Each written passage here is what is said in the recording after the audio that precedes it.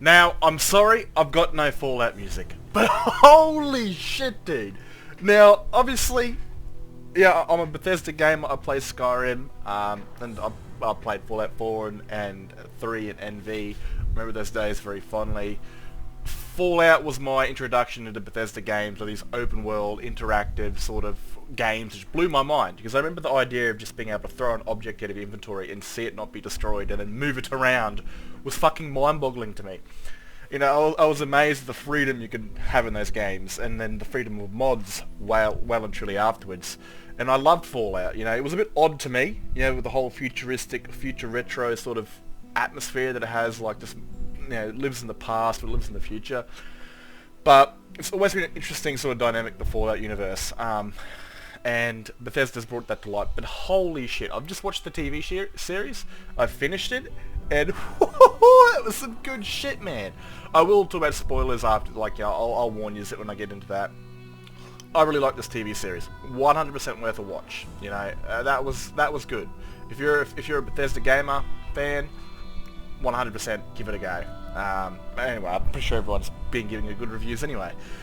But man, I morally find myself on the Elder Scrolls side of the fandom, right? So what happens if they create Elder Scrolls shows or movies? Like, that would be the shit, wouldn't it? Like, oh, I know, this has implemented some really big lore into the Fallout universe. I think this is set 9 years after Fallout 4, I think.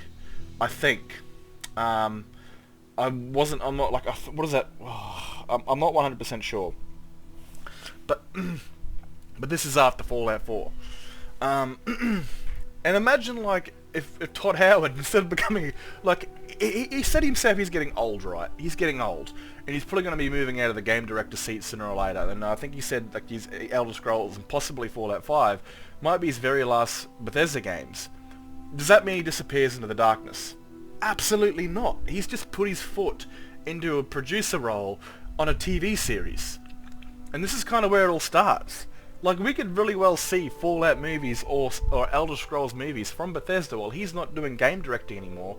He becomes a fucking movie director or a, you know, whatever. Like, imagine in the future, like, say 10, 15 years in the future, and he's stepped away from being game director and he's now making Elder Scrolls videos. Like, you're getting ancient sort of videos that don't contradict any game, because with Fallout you only get 200 years to mess around in, but with Elder Scrolls you get thousands of years. You get oh my bad. You've got so much, like, going on, man, in the past. Like, I would like there's two things I like to see, right, with Elder Scrolls, is the story on Penanel Whitestrake, who is known as the Holy Crusader. I don't know how he's the Holy Crusader, because he's just an elven butcher. He liked killing a lot of elves. And that sort of thing. Like, I would love to see a movie based on Penanel Whitestrake, about the Lessian, you know, conflict where the Needs rose up from the aliens and went to war with them and all that sort of stuff. But again, I would love to see a side game made by sort of Bethesda, not really Bethesda, but more like an Obsidian group, that instead of making like another complete different Elder Scrolls game, they make a sort of different version of an Elder Scrolls game. So Bethesda get that free open world, make your character, choose your choices, that sandbox, but more of like a directively action role-playing game, a bit like a this is your path. You can't change, you can't create your race, you can't create your gender, and you know, you're set on a certain path. Like, it's still open world. You still get to go to maybe Cyrodiil long before it's called a Cyrodiil, and you're in that, you know, the alien, whatever the province is called, whatever the hell the aliens called it when they controlled it. But you're playing multiple different characters. So you might be playing, you know, Alessia, or you're playing Morbius, or I think that's what his name was, the big bull dude. And then you're playing Penanel Whitestrake in the early years of the starting years of the Need's rebellion against the aliens. Like, that's a game I'd love to play, but also there's movie opportunities there for that. You know, with the Holy Crusader being a Bethesda movie, hell, even Ysgramor, so much Skyrim lore there. There's so much other stuff, but imagine an Elder Scrolls game. Sorry, TV series or movie. Like, honestly, I thought the ghoul, like, you know, the main ghoul you see in it, didn't look like a ghoul. He just didn't. But the further you go into the TV series, you'll actually see they look like ghouls. Like, they actually look like ghouls. Like, a couple of them, the ones you meet before they go feral, they actually looked like the ghouls you'd find in the game. They looked all sorts of fucked up. Now, there's only one problem I had with it, and this is actually a reason for my country, Australia, is they were calling, the drugs they were taking drugs instead of chems. And the reason they were called chems is because Bethesda couldn't get it in Australia because Australia said no to them consuming drugs. So they had to change the word drugs to chems, and all the drugs like probably meth into psycho, and I don't know what else.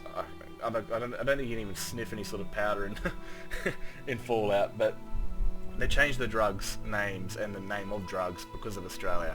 But in this show they call them actual drugs, which would have been much better if they kept it law friendly and stayed with chems. This is more of a Bethesda show. Now, I want to get into some spoilers here, right? So if you haven't watched it yet, your time to go your own way. The whole idea of Vault-Tec, man, like, holy shit, they've explained so much of it. Like, that maybe even Vault-Tec are the ones that actually dropped the bombs on America to ensure their product went out before they'd be able to rewrite the world or this or that.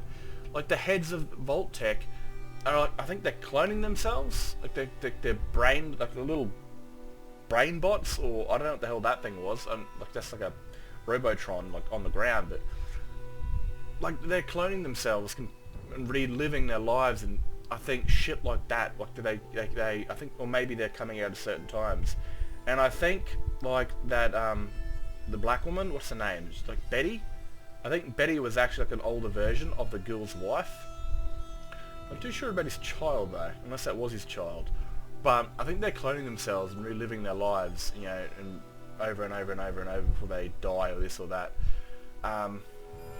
It seems this vault that she's in is linked up to two other vaults, and one of the vaults is actually the heads of Vault-Tec themselves that ensured they'd live on past their, past the bombs and stuff like that. It's not even that. The very end scene, man, is amazing because, like, there's actually another bit I want to get before the end scene. The NCR.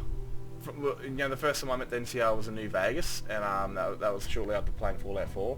It appears the NCR are gone. Like, it appears that Bethesda has written them off the board because Sandy Shores, or whatever the hell they call it, their city, was hit by a nuclear bomb, I think it was. It was hit by some sort of bomb with a massive crater in the ground. So the NCR is now gone. That they were a major player in Fallout New Vegas, with trying to capture the Strip and this and that, and you always heard them coming from, like, they were always coming in from LA, and there was a lot of lore into that, but it appears that they are gone. Like, there was flags and there was some ranger uniforms, but there was no NCR whatsoever. Like, there was just, you heard about it, and that was like 10 years ago, so probably during Fallout 4's time, the NCR got obliterated, and what's left of them is probably, I don't know, like, the government itself is gone. The NCR government that you saw in Fallout New Vegas is gone. Speaking of which, the very end scene was a end scene of New Vegas. Like, you saw NV in the background. It was crazy, man. So, like, what's going on there? Because I don't know. Like, it's still a lot to unwrap because that's leading into season 2. But man, that was some good shit. I actually really liked it. That was awesome, and I can't wait to see season 2 of the Fallout. How it counteracts with game characters. Like, how are they going to mess around with that? How are they going to fuck around with it? Because, are they going to do what, like, they do in the books, in, like, Elder Scrolls books, where it's like, it refers to the person by a title, like the courier, but they never refer to them as a gender, or, their race, like Hispanic or white or Asian. So,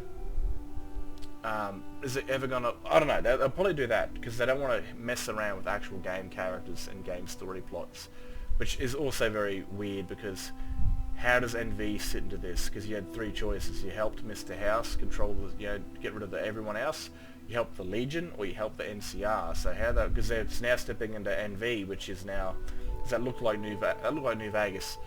How they're going to mess around with that sort of stuff? And what's the future of the Fallout games? How the NCR seems to be knocked off the board when it comes to major powers. But I'm also excited to see if this will lead into any sort of Elder Scrolls TV series.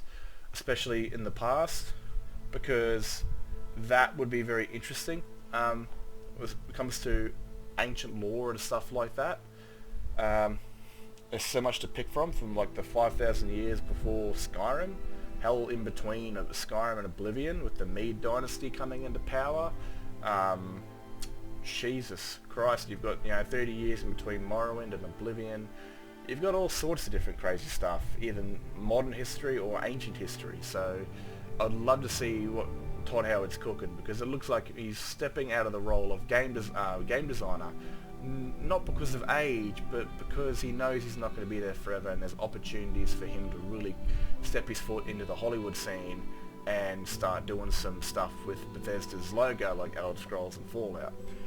But anyway, I hope you guys have enjoyed, and I hope you guys enjoyed the TV series, and if you've watched it, I hope you guys have enjoyed that. So I'm out of here. Look after yourselves, and I'll catch you in the next video.